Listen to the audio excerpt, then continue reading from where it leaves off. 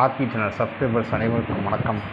நம்ம சேனலில் தெரிந்த ஊர்கள், தெரியாத பிற செய்திகள், தெரிந்த செய்திகள், தெரியாத பிற ஊர்கள், உண்மை சம்பவங்கள், அனுபவங்கள் இதை வச்சு தான் வீடியோக்கள் போட்டு வந்துட்டுருக்கோம். ரொம்ப இந்த விஷயத்தை போடுறதுனால யாரையும் நம்ம இழிவாகவும் தாரத்தையும் பேச மாட்டோம். யூடியூப்போட கைட்லைன்ஸ் வழியாக நம்ம வீடியோக்கள் போடுறோம். இந்த வீடியோ போடுறோன்னா நம்ம யாருக்கு எதிரானவங்களுக்கு கிடையாதுன்னு சொல்லிட்டு வீடியோ ஆரம்பிக்கிறேன். இப்போ நான் யூடியூப்பில் என்னோடய படிப்பு சம்மந்தமான ஒரு சில விஷயங்களை பார்த்துட்டு இருக்கும்போது நோட்டிஃபிகேஷன், அதாவது யூடியூப்லேருந்து வரக்கூடிய ஒரு நோட்டிஃபிகேஷன் வந்துச்சு. என்னன்னு பார்த்தா ராஜா ஸ்டோரி அப்படின்னு சொல்லக்கூடிய ஒரு யூடியூப் சேனல். இந்த யூடியூப் சேனலில் அப்படி என்னதான் இருக்குதுன்னு சொல்லி நோட்டிஃபிகேஷன் வந்ததுன்னா சரி பார்ப்போன்னு சொல்லி பார்த்தா ஒரு மிகப்பெரிய ஒரு கதை, புனையப்பட்ட ஒரு கதை ஒன்று அரங்கேற்றம் பண்ணியிருக்காரு இந்த சம்மந்தப்பட்ட நபர். அந்த சேனலில் என்ன போட்டிருக்காங்கன்னா, ஒரு ஆள் வியாபாரத்துக்கு போனதாகவும், அந்த வியாபாரம் பார்த்திங்கன்னா அந்த இடத்துலேருந்து கிட்டத்தட்ட 45 கிலோமீட்டர். ஏன்னா அவர் சொன்னக்கூடிய ஊருக்கும் அந்த இதுக்கும் பார்த்திங்கன்னா கிட்டத்தட்ட சுற்றி போனால் 53 கிலோமீட்ரு, நேர்பாதையாக போனால் 46 கிலோமீட்டர், மெயின் ரோட்டில் போனால் உண்டு கூட குறுக்கு பாதையில் போனால் ஒரு 15 கிலோமீட்டர் கம்மியாக ஒரு 35 கிலோமீட்டர் சொல்கிறாரு. 30 கிலோமீட்டர் சொல்கிறாரு, கம்மியாக சொல்கிறாரு. 30 கிலோமீட்டர் குறையாதுங்கிறாரு. சரி, அவர் சொல்கிற விஷயத்தெல்லாம் நம்ம போகிறேன். பேர் என்னென்னா ஒரு ஊரை பற்றி ஊருக்கு பக்கத்துலன்னு சொல்கிறாரு. அந்த கிராமத்தை பற்றி சொல்ல மாட்டார். அந்த கிராமத்தில் இந்த கிராமம் சொல்லக்கூடிய இடத்துல விவரம் பண்ணக்கூடிய இடத்துல பார்த்திங்கன்னா அவர் நிற்கக்கூடிய இடம் பார்த்திங்கன்னா 40 கிலோமீட்டர் சொல்கிறாரு. சரி, இது ஒரு பக்கம் இருக்கட்டும். அவர் மெயினாக ஒரு விஷயம் சொன்னார். ஒரு திருவிழாவுக்கு போனாலும் அந்த திருவிழாவில் போயிட்டு வரும்போது ஒரு சில கெட்ட துர்ராவிகள் இதை பின்தொடர்ந்துச்சான். இதனால் விளையாண்டு போய் காட்டானா, ஏண்டா உடம்பு கூட அந்த ஆத்மா வந்துட்டான் அப்படின்னு சொல்லி இந்த வீடியோவை போட்டிருக்காருங்க. ரெண்டாவது பார்த்திங்கன்னா, இந்த வீடியோவெல்லாம் போடுறதுக்கு முன்னாடி யூடியூப்பில் சில கைட்லைன்ஸ்லாம் போடணும். ஏன்னா இது முற்றிலும் புனையப்பட்ட ஒரு இது இது தப்பாக செய்யணுன்னா எந்த சேனலுக்கு நான் போட மாட்டேன். இது ஏதாவது பேர் சொல்லியிருந்தால் அந்த பேருக்கு சர்ச்சை நடந்தது இதெல்லாம் சொல்லிட்டு தான் யூடியூப்பில் போடணும். இந்த கைட்லைன்ஸ் கூட தெரியாமல் தலைவர் போட்டிருக்காரு. ஏன்னா ஒரு சேனலில் போய் நோட்டிஃபிகேஷன் வீடியோலாம் பார்த்தீங்கன்னா சுற்றி ஒரு தலைவருக்கு பார்த்திங்கன்னா பேய் ஆசை அதிகமாக இருக்கும் பொழுது, பேய் கனவுகள், பேயோட சராமசங்கள் எப்படி இருக்கும். இவரெல்லாம் பார்த்திங்கன்னா விக்டாச்சாரியா படம் இருக்கும். அதாவது மோகினி படம் இருப்பார் விக்டாச்சாரியா. அவருடைய அட்ஜஸ்டண்டாக கூட இருக்கலாம். ஏன்னா அவரோட சேனலில் கிட்டத்தட்ட 170 கேஸ் போயிட்டுருக்கு. இந்த வீடியோவுக்கு 170 கேன்னு எதாவது தெரியுமா? 1700 வியூஸ் மேலே போயிருக்கு. 1.2K 1700 1.75K போயிருக்கு. ஸோ அந்த வீடியோவுக்கு போயிட்டு இருக்கும்போது இந்த வீடியோவில் என்ன சொல்கிறாருன்னா, சில அமோனிஷங்கள்லாம் அவர் பார்த்தாரு மாதிரி, நேராக பார்த்தது மாரி பண்ணியிருக்காரு. அது மட்டும் இல்லாமல் சிக்கன் கடையில் போடும்போது அங்கே இருக்கக்கூடிய ஆட்கள் என்னென்ன போடுவாங்கன்னா, பானிபூரி கடையை போட்டாங்கன்னா சிக்கன் ரைஸ் போட மாட்டாங்க. இந்த அடிப்படை உறுப்பினர் கூட தெரியாமல் சிக்கன் ரைஸ் போட்டு சிக்கன் ரைஸு இந்த ஃபாஸ்ட் ஃபுட் கடை போடுறவங்க பார்த்திங்கன்னா இந்த பானிபூரி கடை போட மாட்டாங்க. பானிபூரி கடை போடுறவங்க பார்த்திங்கன்னா சிக்கன் ரைஸு தான் போட மாட்டாங்க. இது எல்லாருக்குமே தெரிஞ்சது தான். அந்த தலைவர் என்ன சொல்கிறாங்கன்னா, சிக்கன் ரைஸையும் சிக்கன் பக்கோடா இதெல்லாம் போடும்போது சேர்த்து பானிபூரியும் போடுறாங்க. ஏன்னா பானிபூரி பண்ணுறதுக்கே கிட்டத்தட்ட 6லேருந்து 7 மணி நேரம் அவங்க பானிபூரிக்கு தேவையான ஒரு நைட்டுக்கு போடக்கூடிய தன்னுடைய இதுக்கு ஒரு தோராயமாக ஒரு 1500 உருண்டை, ஒரு 3000-4000 உருண்டை பண்ணுறதுக்கே ஒரு 3000 உருண்டை வச்சுக்கோங்க. 3000 உருண்டை பண்ணாலே கிட்டத்தட்ட 6லேருந்து 7 மணி நேரம்.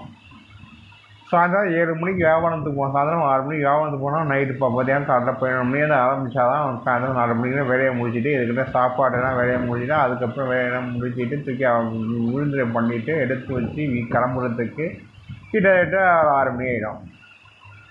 தலைவர் என்னென்னா போய் சிக்கன்லாம் வாங்கிட்டு வந்தாத மாதிரியும், சிக்கனை போட்டு போனால் தான் ஒரு ஆத்மா இவர்கிட்ட மனம் முடித்ததாகவும், இந்த வரி மகிழ்ச்சி இந்த இருக்கக்கூடிய ஆத்மா சுடுகாட்டை காமிச்சா சுடுகாட்டில் போயிட்டு அந்த எல்லைக்குள்ளே போயிட்டு அதை இருக்கக்கூடிய. ரெண்டாவது பார்த்திங்கன்னா அந்த ரோடு குளிராக இருக்கும் திரும்பி வந்ததாகவும், திரும்பி அந்த மறைச்சது அந்த வீடியோ அந்த பைக் அந்த இருக்கக்கூடிய வாகனம் ஆஃப் பண்ணதாகவும், ஆஃப் பண்ண கஷ்டப்பட்டு போயிட்டு சில அமானுஷ்யத்தையும் சேர்த்து சில கடவுளின் பேரையும் சொல்லி இவர் வந்து பண்ணுறாரு. கடவுள் பேர் சொன்னாலே ஆத்மாவோட பேர் போயிடும்.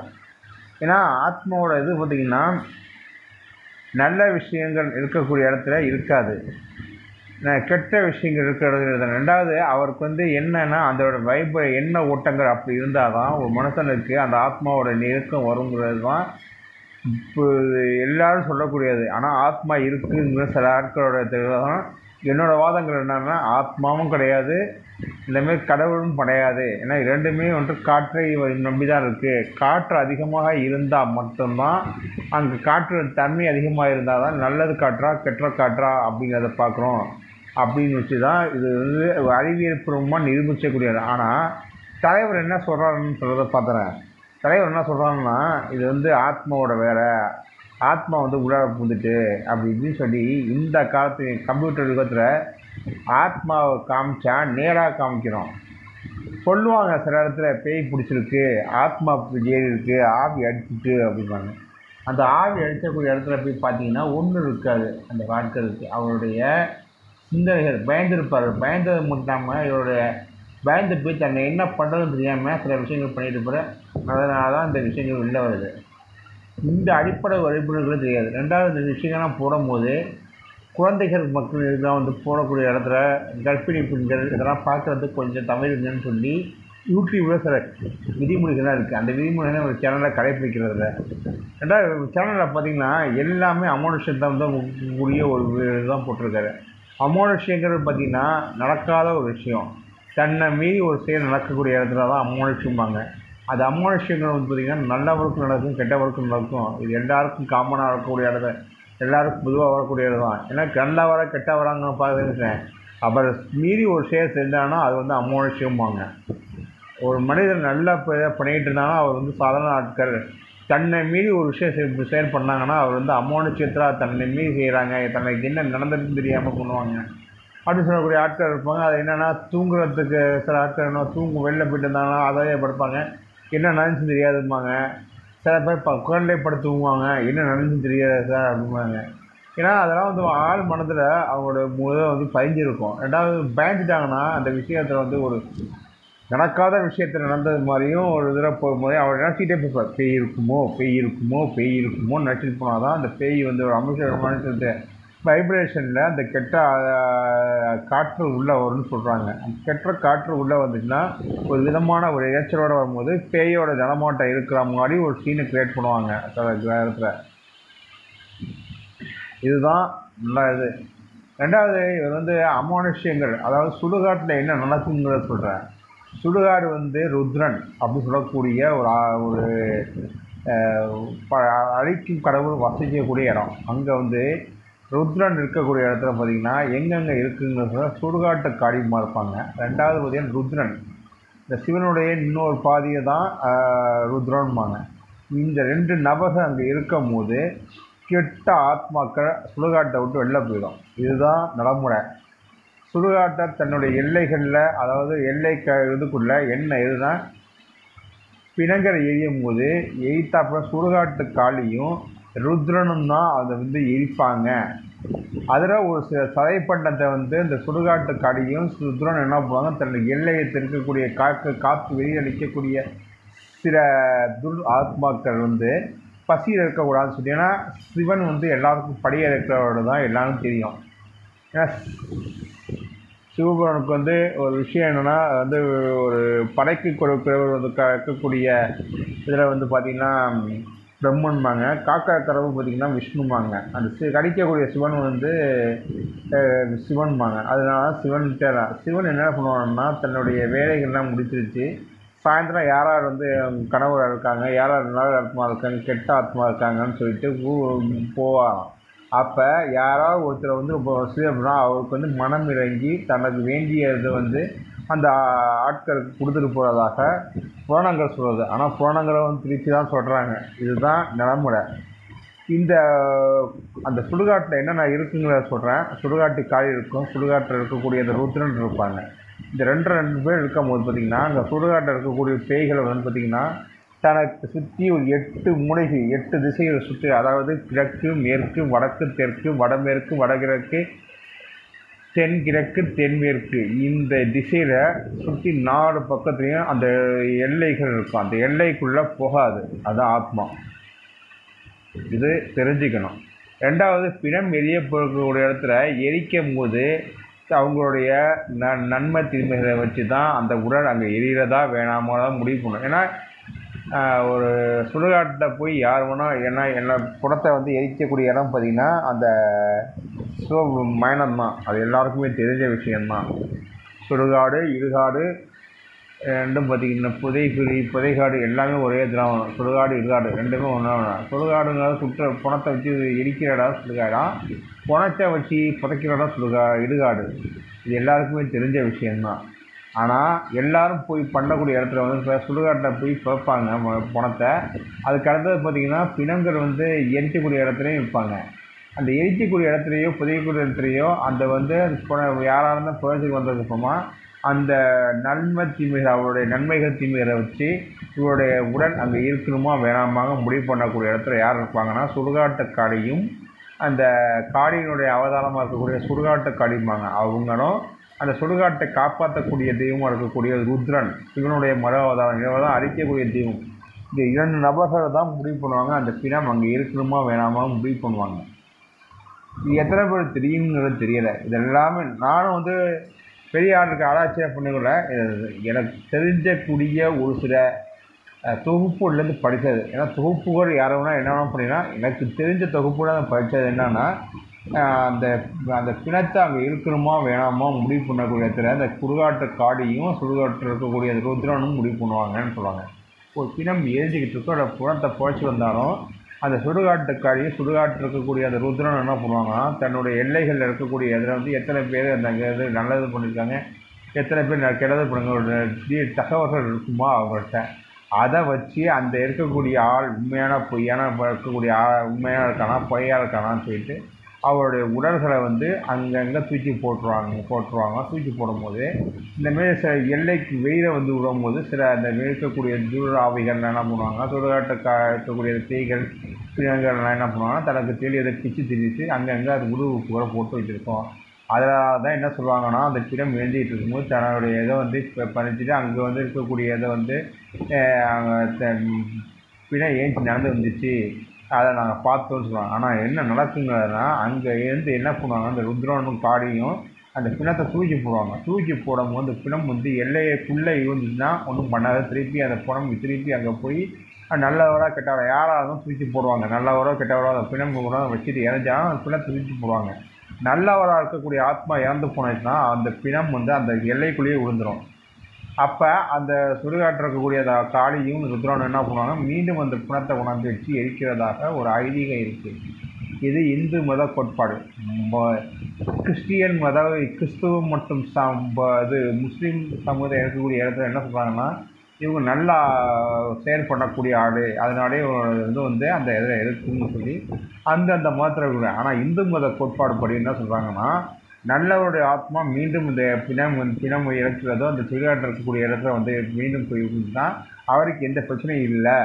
ஒரு வேளை அந்த எல்லையை விட்டு தாண்டி வந்துச்சுன்னா அந்த பிணம் அங்கே இருக்கக்கூடிய ஆத்மாக்கள் அந்த துர ஆத்மாக்கள் தனக்கு வேண்டியதை செஞ்சுட்டு அப்போ வீட்டுக்கு உறவு போப்போம். அதனால தான் அந்த சுடர்கள் அங்கங்கே சேர்ந்து வாங்குறாங்க. அதை மறுநாள் காலையில் எடுத்து பால் திருச்சி போடுவாங்கன்னா 2ஆம் நாளோ இல்லை 3ஆம் நாளோ போடுவாங்க. அப்போ அந்த இருக்கக்கூடிய இடத்துல போய் அந்த வேலைகளை உட்பட எடுத்து வச்சு பண்ணுவாங்க. இது பண்ணி அதை எரிக்க வைப்பாங்க. எரிக்கவோ இல்லை பொறிக்கவோ செய்வாங்க. ஏன்னா இந்து மதத்தில் எல்லோரும் பார்த்திங்கன்னா எரிக்க தான் செய்வாங்க. 90% எரிப்பாங்க, 10% மட்டும் இறக்கம் பண்ணுவாங்க. ஸோ இதை வச்சு தான் அந்த இது உருவாகிருக்கு. அப்போ என்ன பண்ணுவாங்கன்னா அந்த இந்த அங்கங்கே சேவைக்கூடிய உடல் உறுப்புகளை மறுவாட்டி எடுத்து அதை மறுநாள் காலையில் போய் அந்த உடல் உறுப்பு சேர்ந்து கிடந்துன்னா அவங்க தவறு பண்ணியிருக்காங்க, அதனால் அவரோட உடல் உறுப்புகள் தனித்தனியாக நிற்கிது அப்படின்னு சொல்லி போட்டிருப்பாங்க. ஆனால் இந்து மத கோட்பாடு படி என்னென்னா இவர் துர்மணங்கிறத தவறான விஷயம் பண்ணியிருக்காரு, அதனால தான் பாகுக்கு அந்த இருக்கக்கூடிய பொய்கள் தன்னுடைய வேட்பாளருக்கு தின்னுட்டு போட்டிருக்கு அப்படின்ட்டு தெரிஞ்சுப்பாங்க. அப்போ மறுநாள் காலையில் போய் இவங்களுக்கு வேண்டிய இதை பண்ணுறதுக்கு முன்னாடி அந்த சுடுகாட்டில் போய் பார்ப்பாங்கள்ல தன்னோட உணவு அந்த உணவுப்பெல்லாம் சேர்த்து வச்சு தன் பாடல்களுக்கு பிரிப்பாங்க. பிரித்ததுக்கப்புறமா தெரிஞ்சு கிடைக்கக்கூடிய அந்த இதெல்லாம் வந்து என்ன பண்ணுவாங்க, ஒரு குழி வெட்டி அதை போட்டு புதைச்சிடுவாங்க. ஏன்னா மீண்டும் எடுத்து எரிக்கக்கூடிய இடத்துல இந்து மத கோட்பாட்டெலாம் கிடையாது. ஒரு பிணம் எரிச்சிட்டாங்கன்னா அங்கங்கே உடற்பகுதியில் செஞ்சுக்கிட்டு இருந்தால் அதை திருப்பி எடுத்து போட்டு புதைப்பாங்க ஒழிய அதை எரிக்கிறதுக்கு யாரும் கிடையாது. இந்த அறிவு கூட தெரியாமல் இந்த சேனலில் வீடியோ போட்டிருக்கு தலைவர். இது எத்தனை பேருக்கு தெரியுங்கிறது தெரியல. ரெண்டாவது வந்து பார்த்திங்கன்னா, இவர் கட்டுக்கதைகளாக இந்த ஜெகன்மோகினி வித்யாசாகர்கிட்ட தான் இந்த விஷயங்கள்லாம் அள்ளி விடுவாங்க. இந்த விஷயத்தெல்லாம் தயவுசெய்து அந்த விஷயம் பார்த்துட்டு பார்க்கக்கூடாது. ஸோ இவருக்கு வந்து திரைத்துறைக்கு போனால் மிகப்பெரிய ஒரு கற்பனை இதை வந்து எதாவது வச்சு ஓட்டலாம். ஏன்னா இப்போ இருக்கக்கூடிய நிலைமை பார்த்திங்கன்னா அடித்தடி வெட்டுக்குத்து இவனை வச்சுருக்கான், அம்மா புதுசாக தூக்குவோம் ஒழிச்சுக்கட்டும். அதாவது கேங் வார், அதாவது இருக்கக்கூடிய ரெண்டு கொஸ்டி முதல்கள் கூட, அதாவது 2 ரவுடி கொஸ்டி மூடுகள். இதுதான் அதுக்கு அடுத்ததாக பார்த்திங்கன்னா காதல் வயப்படக்கூடாது, காதல் தற்கொலை பண்ணியிருப்பாங்க. இது அடுத்தது. 3ஆம் கட்டமாக பேய் பிசாசு சாமி பூதம் மோகினி அப்படின்னு போயிட்டு சில வீட்டுக்கு போயிட்டுருக்கு. இதெல்லாம் இந்த விஷயத்த எல்லாத்தையும் ஒன்றிணைஞ்சு பண்ணால் இது மிகப்பெரிய ஒரு ஸ்க்ரீன் பே இருக்கலாங்க. இதை வச்சு அவருக்கு தேவையான இப்போ படம் ஓடுதோ இல்லையோ கூட 10 நாள் ஒரு வாரம் கூட ஒன்று ஒரு 3 நாள் முன்னாடி போதுமே தனக்கு போட்டக்கூடிய காசு எடுத்துகிட்டு போயிடலாமே. அப்படி தான் எல்லோரும் போயிட்டுருக்காங்க. தயவுசெய்து இந்த சேனலை வந்து மீண்டும் நம்மளுக்கு நோட்டிஃபிகேஷனோ வேறு யாருக்கு போனாங்கன்னா யூடியூப் இதை வந்து ஆடிட் பண்ணிவிட்டு, ஆடிட் பண்ணுறது மட்டும் இல்லாமல் இந்த சேனலில் எதை போட்டாங்கன்னா இந்தமாரி டிஸ்கிரிப்ஷன்லாம் போடாமல் சில விஷயங்களை போட்டாங்கன்னா அவங்களுக்கு ஒரு வார்னிங் மெசேஜ் கொடுத்தது நல்லதுங்கிறது தான் நான் யூடியூப் வைக்கக்கூடிய கோரிக்கை. நான் இந்த சேனலை லாக் பண்ணணும்னு சொல்லலை, ஆனால் எல்லா சேனலையும் நீங்கள் ஆடிட் பண்ணுறீங்க. ஆடிட் பண்ணியும் ஒரு சில நிகழ்வு நடக்குதுன்னா அந்தமாரி சேனல்லாம் தயவுசெய்து ஏன் விட்றீங்கன்னு தெரியல. இன்னொரு வாட்டி தலைவருக்கு சொல்லிக்கிறேன், இந்தமாரி வீடியோலாம் போடும்போது ஏன்னா குழந்தைகள் மற்றும் எல்லாம் பார்ப்பாங்க. இப்போ ஃபோன் அதிகமாக, அதாவது மொபைல் இருக்கக்கூடிய ஸ்மார்ட் ஃபோன், இந்த ஸ்மார்ட் ஃபோனை அதிகமாக பார்க்குறது யூடியூப் அதிகமாக பார்க்குறது கேமிங் சேனல் பார்ப்பாங்க, இந்தமாரி வீடியோக்கள் பார்ப்பாங்க. அந்த கேமிங் சேனலை நோட்டிஃபிகேஷன் போனால் குழந்தைகளை பார்த்துட்டு பயணக்கூடிய நிலைமையில் இருக்குது. தயவுசெய்து உங்கள் வேலையை நீங்கள் சம்பாதிக்கிறதுக்கு நாங்கள் தான் கிடைச்சோமா, எங்கேயோ ஒருத்தர் நடந்ததை எடுத்து போடுறோன்னு சொல்லிட்டு நீ அதை கற்பனை ஏதோ ஒரு விஷயம் நடந்துக்கலாம், இல்லைன்னு சொல்லலை, நடக்கக்கூடிய இடத்துலாம் இருக்குது. அவர் எதாவது பார்த்து பயந்துருக்கலாம். ஆனால் அவர் நடந்திருக்கிற ஒரு விஷயம்னா நீ அதை 3 மடங்கு கற்பனை பண்ணி போடுற. அப்போ உனக்கு உன்னோட வியூஸ் மட்டும் போகணும், உனக்கு பணம் வந்தால் போதும்னு சொல்லி வீடியோ போடுற. தயவுசெய்து மக்களை குழப்பாத. ஏற்கனவே மக்கள்லாம் குழப்பத்தில் இருந்து இப்போ தான் தெளிவுபடுத்தி வந்திருக்காங்க. திருப்பி மெயின்டைன் பண்ணிங்கன்னா இன்னொரு விஷயம் சொல்கிறேன், இதே சேனல் நீங்கள் போட்டுக்கிட்டீங்க யூடியூப் காமிச்சிக்கிட்டு இருப்பாங்கன்னு வச்சுக்கோங்க. அப்போ குழந்தைகள் பார்க்கும்போது ஒரு தவறான இடங்கள் புரிந்து போயிடும். ரெண்டாவது வயதான கோயில்கள் ரொம்ப மனம் அழுத்தத்தில் கூடிய இடத்துல ஆட்கள் போட்டாங்கன்னா சரி இது எதனால் இறந்து போயிட்டாங்க அப்படின்னு சொல்லி நோண்ட பார்ப்பாங்க. இதெல்லாம் நடக்கணுமா நாட்டில் அப்படிங்கிறத யோசித்து யூடியூப்பில் வைக்கக்கூடிய கோரிக்கை என்னென்னா இந்த சேனலை உடனே வார்னிங் மெசேஜ் கொடுத்து இது போட சொல்லுங்கள். வீடியோ போட்டிங்கன்னா இந்த டிஸ்க்ளைமர் மெசேஜ் போட்டுட்டு போட சொல்லுங்கள் அப்படின்னு சொல்லி வீடியோ முடிக்கிறேங்க.